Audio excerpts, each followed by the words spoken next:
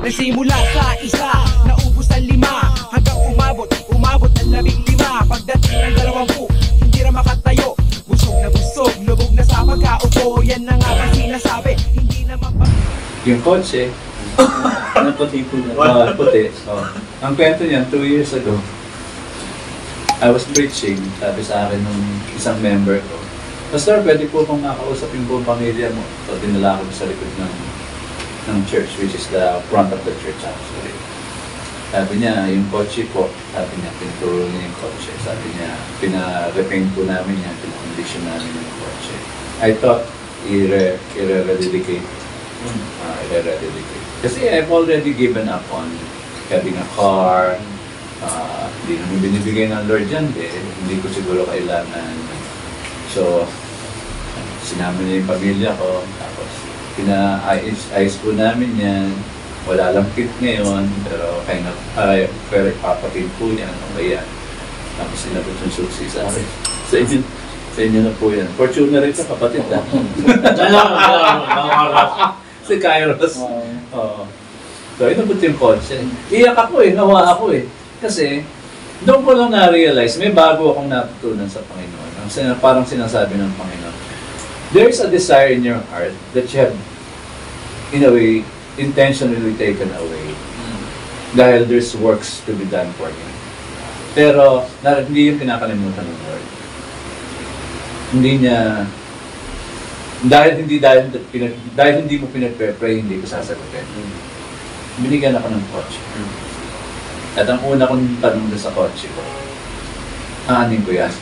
wala nga ako lisensya. Hindi ako marunong magmaneho. And then I realized, sabi ko, may mga plano kasi akong pumunta ng Zambales para mag-mission pa. Papatuloy pa ako, gusto akong mag-missionary. Kahit 60 na ako.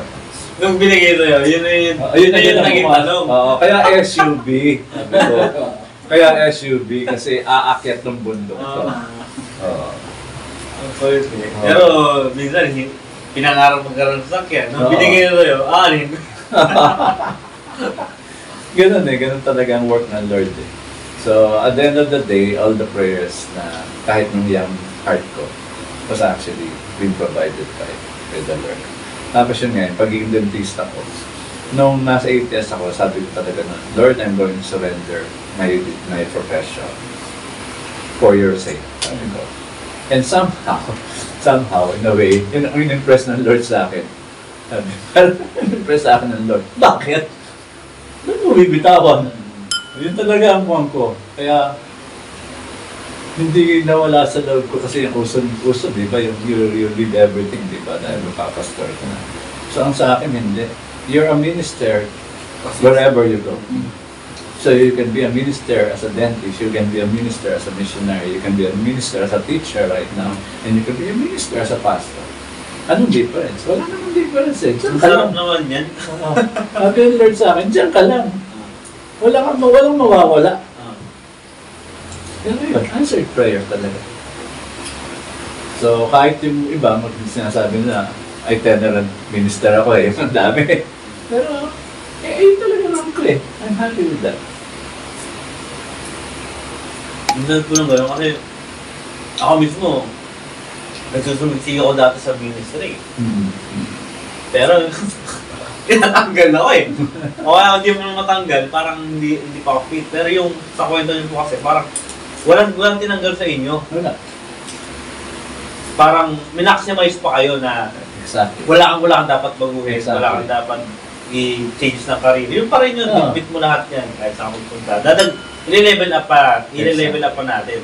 Exactly. Kaya, nagsabi ko kwento May kwento pa ako, yung nung mag-graduate ako ng ATS, isa sa mga pangarap ko, maging teacher ng ATS. Kasi I'm so inspired by the teachers of ATS Ang ang ganda ng loob, at least the people that I know, bababa ng loob, pero ang pataas ng mga pinag-aralan, mga doktor. Isa sa mga small, again, the hidden dream sa puso ko, na sana makapagturo ako sa ATS. Pero, I decided to stay in the church, tapos in dental practice. And then, a few years after my graduation, that was around mga 8 years after I graduated. I received a call. No? I received a call. 7 years na. I received a call from a professor dito sa ATS. Sabi niya sa akin, team teach tayo. Yun na naman. Ibinagsak na naman ng Lord yung isang prayer ko sa puso ko na hindi naman. Hindi mo na-plan to? Hindi ko talaga laging na, mula nung nakagraduate ako, kasama lang yun na sana bigyan ako ng pagkakataon ng nakapagturo dito. Kasi tuwan-tuwa ako sa karanasan ko sa institution ng mga professors. Pero, ganun pa rin ang ginawa ng Panginoon na may tumawag sa akin. Baka gusto mo mag-team teach kasama ako.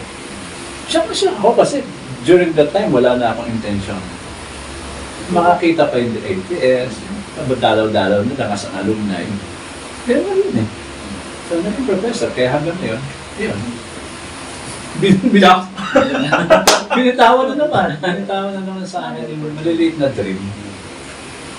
Kaya naniniwala ako pag maliit ang dream. May maliit kang dream, tapos naman kami. Si Kiefer, sabi nga nila, I don't want to sound so, alam mo yun, spiritual. Pero si Kiefer, so ako naman, ginagawa, sineset aside ko lang yung maliliit na bagay na pwede namang wala.